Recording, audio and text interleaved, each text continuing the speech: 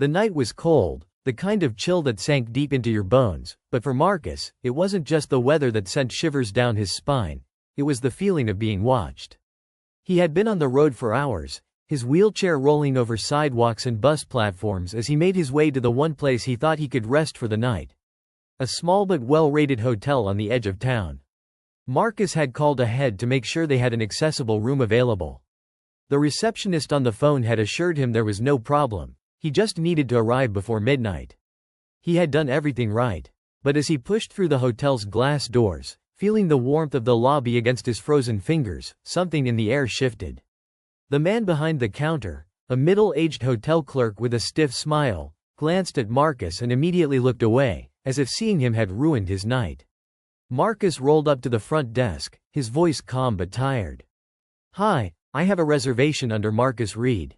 The clerk's smile tightened, and he tapped a few keys on his computer, his eyes flicking between the screen and Marcus. A long pause stretched between them. Then, the man cleared his throat. "I'm sorry, sir, but we're fully booked for the night." Marcus blinked. "That can't be right. I called earlier. The woman I spoke to said there was an accessible room available." The clerk didn't even try to hide his disinterest. Must have been a mistake. Marcus exhaled slowly, his fingers gripping the wheels of his chair. "Look, I'm exhausted. I just need a place to sleep. If there's an issue with my room, I'm happy to wait while you check." "There's nothing to check." The man cut him off sharply. His voice had lost its polite tone, replaced by something cold, something final. "We have no rooms left." Marcus's stomach tightened. He had been in situations like this before, where people didn't say what they really meant, but their message was loud and clear. He could feel the eyes of other guests in the lobby. Some looked away awkwardly. Others whispered. No one stepped in. He could have argued. He could have demanded to speak to a manager. But deep down, he already knew what the response would be. A gust of wind rushed in as the lobby doors opened behind him, making him shiver. He had nowhere to go. No backup plan. And as he turned his wheelchair toward the door, the clerk's voice stopped him one last time. "Maybe try somewhere more suited for you." Marcus froze. He didn't need to ask what that meant. But before he could react, a voice from the other side of the room rang out, firm, unshaken, and cutting through the heavy silence. "What did you just say to him?" Marcus turned, his pulse quickening. A woman stood near the lounge area, her expression sharp with disbelief. She wasn't just another bystander. She had been watching the whole thing. And she wasn't about to let this slide. What happened next would change everything. Marcus turned his head toward the woman who had just spoken. She looked confident, her posture firm, her eyes locked onto the hotel clerk with an intensity that made the air in the lobby feel even heavier. She stepped forward, her heels clicking softly against the polished floor. "I asked you a question," she repeated, her voice steady. "What did you just say to him?" The clerk's expression flickered for a brief moment, as if he hadn't expected to be called out. He quickly straightened up, forcing a polite but strained smile. "I was simply letting him know that we're fully booked," he said, his voice smoother now, trying to sound professional. The woman crossed her arms, not buying it. "Fully booked?" she echoed, raising an eyebrow. "That's strange. I checked in not even 15 minutes ago, and I overheard you telling another guest you had plenty of vacancies." Marcus's heart pounded in his chest. He had been in situations like this before, where people dismissed him, where they treated him as less than, but rarely had anyone stepped in. He wasn't sure whether to feel relieved or worried about where this was heading. The clerk's face stiffened. "I don't know what you think you heard, ma'am, but I can assure you we're at capacity," he said, his voice clipped now, as if he were losing patience. The woman scoffed. "That's interesting," she said, tilting her head slightly. "Because I also happen to know this hotel has a policy of keeping at least 2 accessible rooms available at all times for guests with disabilities. Are you telling me that those are booked as well?" A flicker of uncertainty crossed the clerk's face. He hesitated, just for a second, but it was enough. Marcus watched as the woman took a slow step closer to the front desk. "I'd love to speak to your manager," she said, her voice sharp but controlled. The clerk glanced around the lobby, as if hoping for an escape. A few guests had started watching now, pretending to be busy on their phones while sneaking glances at the growing tension. The man sighed heavily, rubbing his temple before finally reaching for the phone. "Fine," he muttered under his breath. Marcus glanced up at the woman, unsure of what to say. You didn't have to do that, he said quietly. She turned to him with a small smile. Yes, I did. Something about the way she said it made Marcus feel something he hadn't felt in a long time. Like someone actually saw him. A few minutes passed before a tall man in a navy blue suit appeared from the back office. His name tag read, Manager. He had the kind of polished demeanor that came with years of customer service, but as his eyes landed on Marcus, there was a flicker of something unreadable in his expression. Is there a problem here? He asked, his voice smooth, practiced. The woman spoke first. Yes, there is, she said without hesitation. This gentleman made a reservation. Your front desk clerk is refusing to honor it, claiming the hotel is fully booked. The manager's eyes flicked to the clerk, who suddenly looked much less confident. Is that true? The clerk hesitated. I just didn't see his name in the system, he mumbled. Maybe there was a mix-up. A mix-up? The woman repeated, her voice laced with disbelief. Or did you just not want to give him a room? The tension in the room was thick now. Marcus felt every muscle in his body tighten, waiting for what would happen next. The manager sighed, straightening his tie. Let me check the system myself. He moved behind the desk, typing quickly on the computer. The room was silent except for the clicking of keys. After a moment, he cleared his throat. There is, in fact, a reservation under Marcus Reed, he said, his tone neutral. And we do have an available accessible room. Marcus exhaled slowly, but the woman beside him wasn't done. So why was he told otherwise? The manager's jaw tightened. He looked at the clerk, who now seemed incredibly interested in the floor. I'll handle this, the manager said firmly. Mr. Reed, I sincerely apologize for the misunderstanding. Of course, we'll get you checked in immediately. Marcus should have felt relieved, but he didn't. Something still felt wrong. He could see it in the way the manager carefully chose his words, in the way the clerk shifted uncomfortably beside him. It wasn't just a mistake. It was something else. Still, he nodded. Thank you, he said simply. The woman sighed, shaking her head. Unbelievable, she muttered. The manager turned his attention to her. I appreciate your concern, ma'am, but I assure you, we'll make things right. She let out a small, humorless laugh. I'll believe that when I see it. Marcus turned to her again. I really appreciate you stepping in, he said sincerely. What's your name? Jasmine, she said with a smile. And you don't have to thank me. This never should have happened in the first place. Marcus nodded. Still, it means a lot. She hesitated for a moment before speaking again. I know what it's like to be treated differently, she said softly. And I know what it's like when people expect you to just take it. Marcus studied her for a moment. There was something in her voice, a weight behind her words that made him wonder what her own story was. Before he could ask, the manager cleared his throat again. Mr. Reed, your room is ready. Let me personally escort you. Marcus hesitated, glancing at Jasmine before nodding. All right. As the manager led him toward the elevators, Marcus could feel the eyes of the other guests still on him. The moment should have felt like a victory. He had gotten his room, after all, but something in his gut told him this wasn't over. Not yet. And he had a feeling that whatever was coming next would be even more shocking than what had just happened. The elevator ride was silent except for the soft hum of the motor and the occasional ding as they passed each floor. Marcus sat still, gripping the arms of his wheelchair, his thoughts racing. The manager stood beside him, his posture stiff, hands clasped in front of him like he was deep in thought. I want to personally apologize again for the confusion, the manager finally said, glancing at Marcus. I assure you, this is not how we run things here. Marcus studied him, trying to read between the lines. The man sounded polished, but there was something forced about it, like he was trying to smooth things over rather than truly making things right. Marcus had seen this kind of response before, words meant to pacify, not to change anything. He nodded slowly. I appreciate that. The doors slid open, revealing a dimly lit hallway with plush carpets and polished wooden doors. The manager stepped out first, leading Marcus down the corridor. He stopped in front of room 214 and swiped a keycard.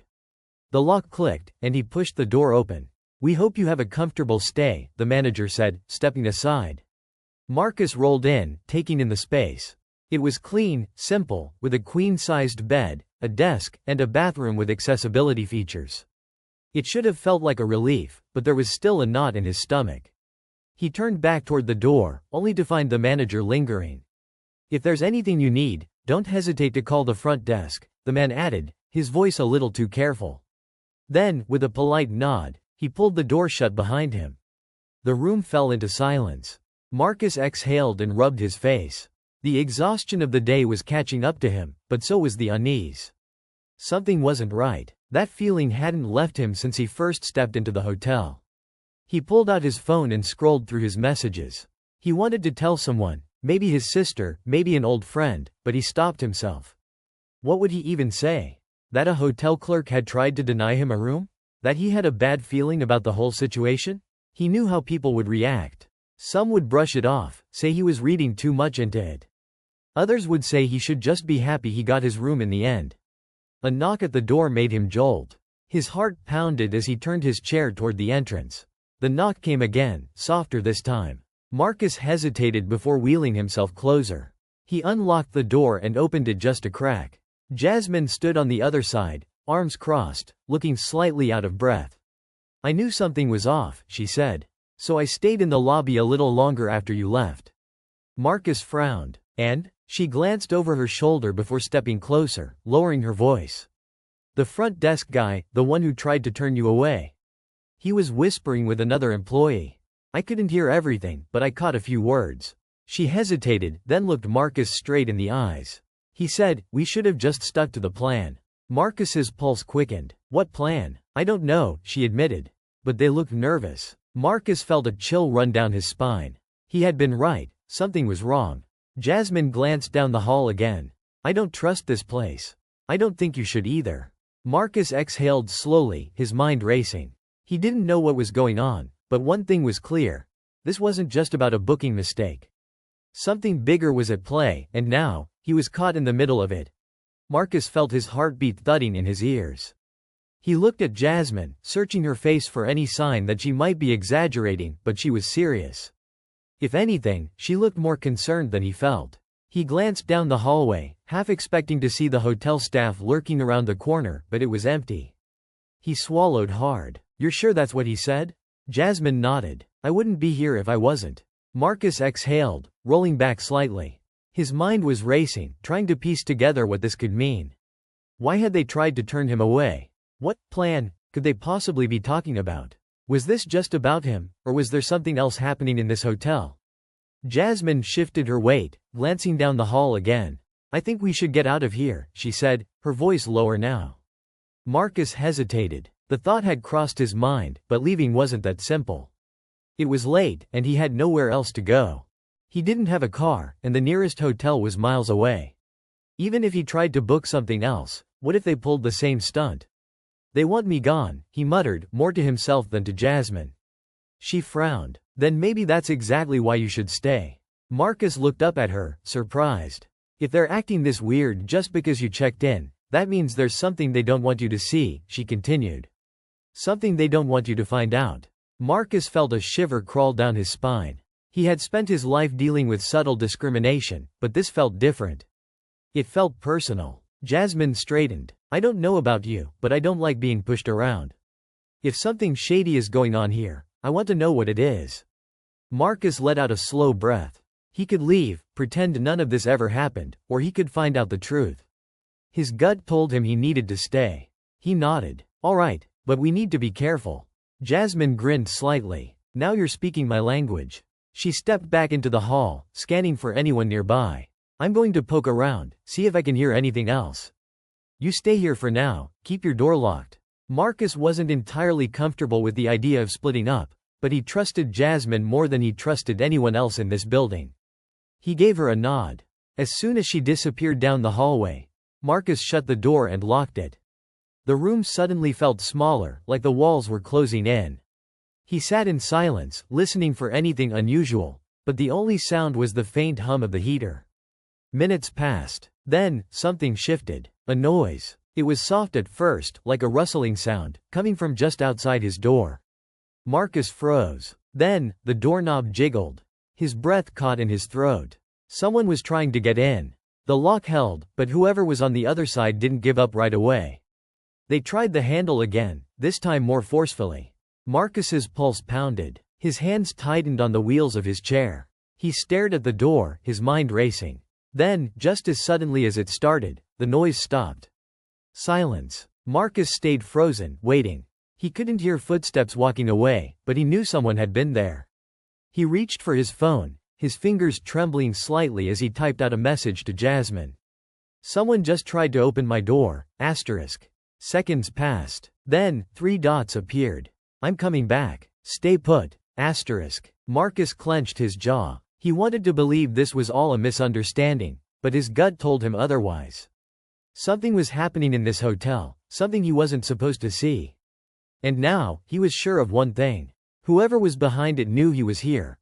Marcus's grip on his phone tightened as he stared at the door. His pulse pounded in his ears, every second stretching longer than the last.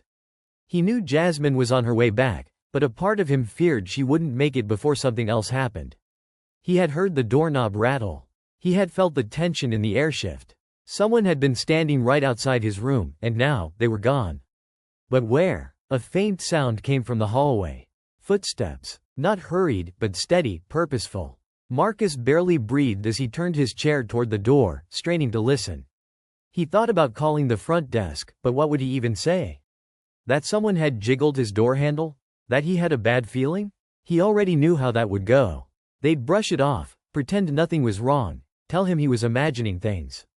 His phone buzzed. A message from Jasmine. "Something's off. Meet me by the side exit. Now, asterisk." Marcus's stomach clenched. If she was telling him to leave, then things were worse than he thought. He hesitated for only a second before grabbing his jacket and rolling toward the door. He unlocked it, cracked it open just enough to peek out. The hallway was empty. At least, it looked empty. He pushed forward, wheeling himself as quickly and quietly as he could. Every shadow in the dim corridor felt like it was closing in on him. The side exit wasn't far, just down the hall and around the corner. But every inch of space between him and that door felt like a mile. As he turned the corner, he spotted Jasmine standing near the exit, her back pressed against the wall. When she saw him, she exhaled in relief and hurried over.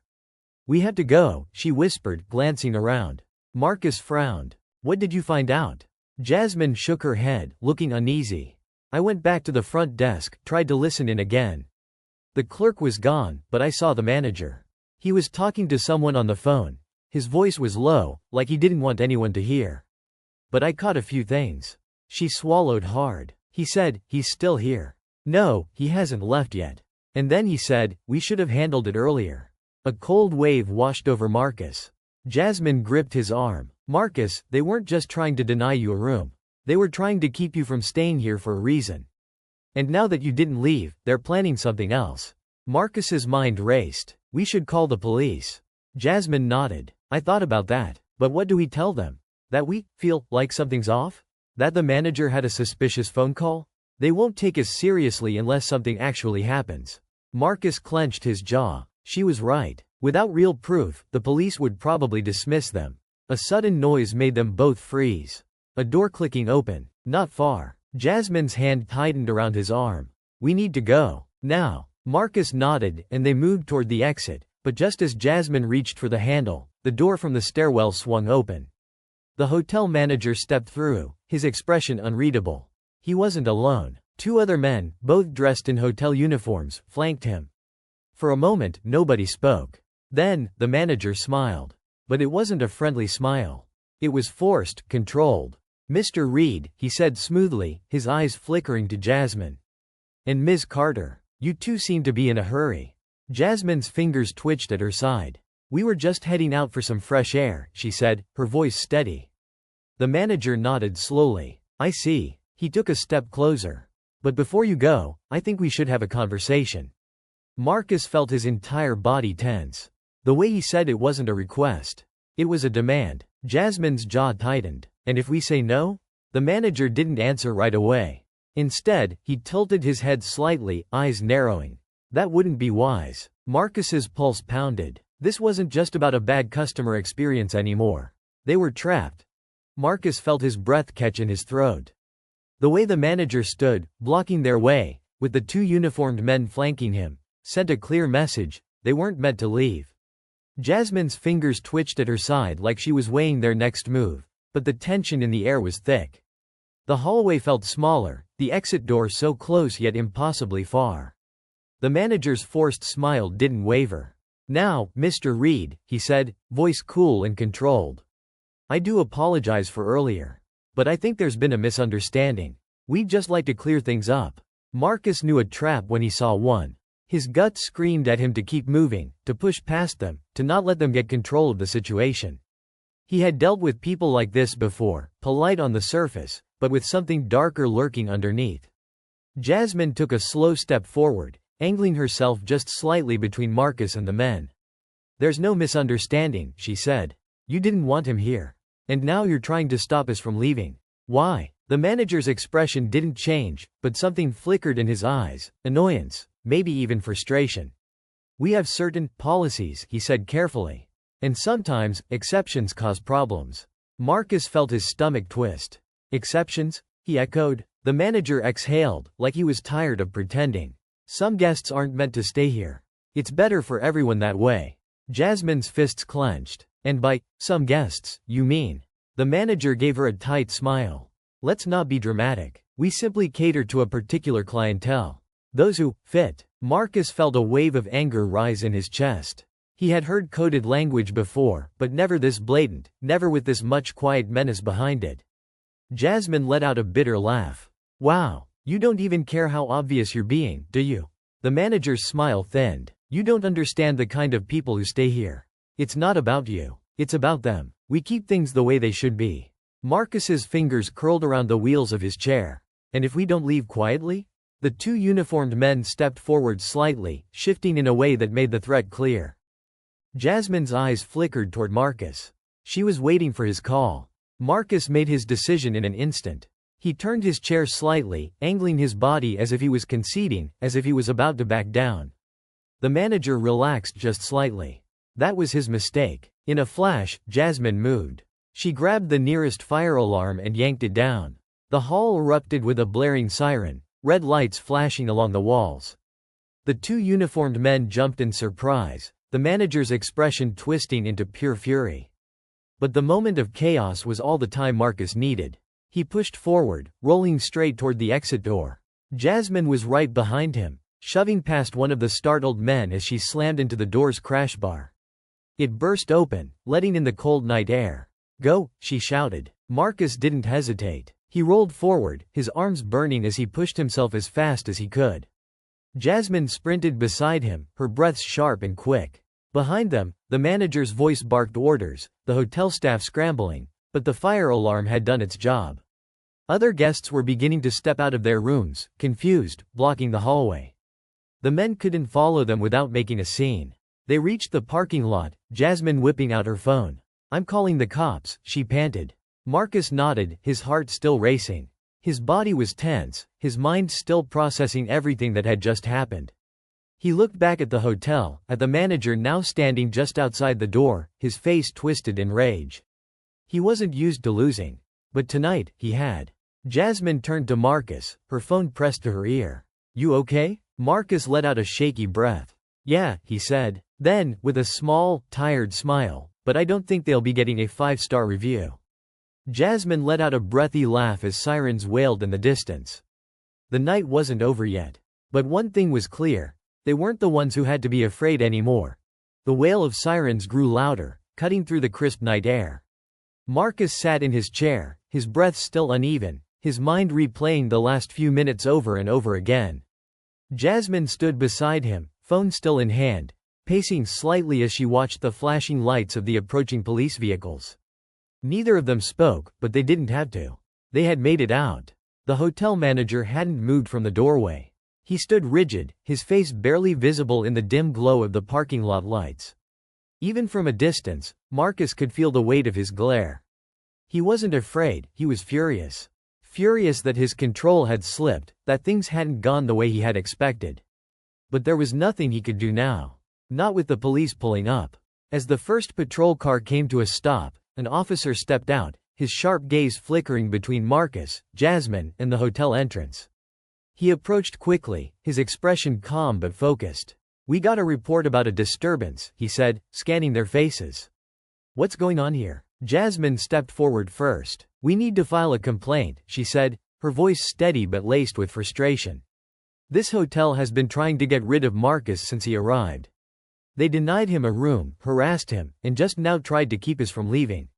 We had no choice but to pull the fire alarm." The officer's brow furrowed. He turned toward Marcus. "Is this true?" Marcus nodded, his grip tightening on his wheels. "They didn't want me here from the start," he said. "Told me they were fully booked, even though I had a confirmed reservation. Then, after I checked in, I overheard them talking about getting rid of me. They tried to open my door. When we decided to leave, they blocked the exit." The officer's jaw tightened. He turned his attention toward the hotel, where the manager was now walking forward, his usual composed demeanor slipping. "This is ridiculous," the manager said, forcing a dry chuckle. "These two guests are causing a scene over nothing. There was a mix-up with the reservation, that's all. And then, for some reason, they decided to pull the fire alarm and run." He spread his hands, feigning exasperation.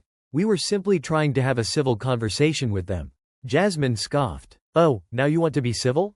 The officer raised a hand to quiet her, his expression unreadable. He studied the manager for a long moment, then glanced back at Marcus. "Do you have proof of any of this?"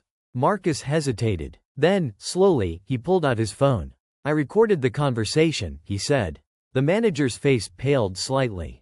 Jasmine turned to Marcus, eyes wide in realization. He had been one step ahead. Marcus unlocked his phone and played the recording. The audio was clear, even over the faint hum of the sirens. The manager's voice, cold and calculated, could be heard saying, ****, some guests aren't meant to stay here. It's better for everyone that way, ****. The officer listened in silence, his expression darkening with each word. When the recording ended, he turned back to the manager, who was now visibly uncomfortable. "This is sounding a lot less like a misunderstanding and a lot more like discrimination," the officer said firmly. "And if that's the case, we're going to need to have a conversation at the station." The manager's composure cracked. "Now, wait just a second. I suggest you get a lawyer," the officer cut in. Then, turning to Marcus and Jasmine, he said, "Would you both be willing to come down to the station and give an official statement?" Jasmine nodded immediately. "Absolutely." Marcus exhaled, feeling the tension in his chest loosen just a little. "Yeah," he said, "I want this on record." The next few hours passed in a blur. They gave their statements, handed over the recording, and explained everything that had happened. By the time they were finished, the weight of exhaustion settled over Marcus like a thick blanket. But even through the fatigue, he felt something else, relief. They hadn't just walked away. They had fought back. As they stepped out of the station, Jasmine turned to him with a small smile. "Well," she said, "that was a wild night." Marcus let out a breathy laugh. "No kidding." They stood in silence for a moment, letting the cool air wash over them. Then Jasmine nudged him lightly. "You okay?" Marcus nodded slowly. "Yeah, I am." And for the first time that night, he truly meant it.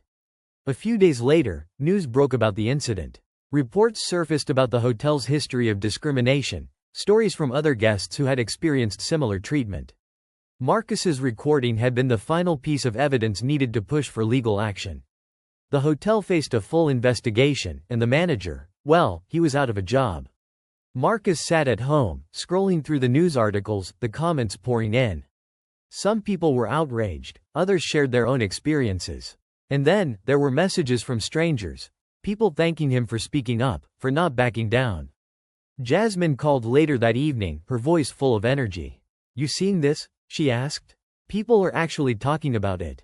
Marcus smiled, leaning back in his chair. "Yeah," he said, "they are." There was a long pause before Jasmine spoke again, her tone softer. "You know, a lot of people would have just left. But you didn't." Marcus thought about that for a moment. "I've spent my whole life being told where I do and don't belong," he said. "I wasn't going to let them decide that for me." Jasmine was quiet for a beat. Then she laughed. "Well, remind me never to underestimate you again." Marcus grinned. Too late for that. As they talked, the weight of the past few days felt lighter. The battle wasn't over. There would always be another fight, another challenge. But this one, they had won. And that was enough. For now.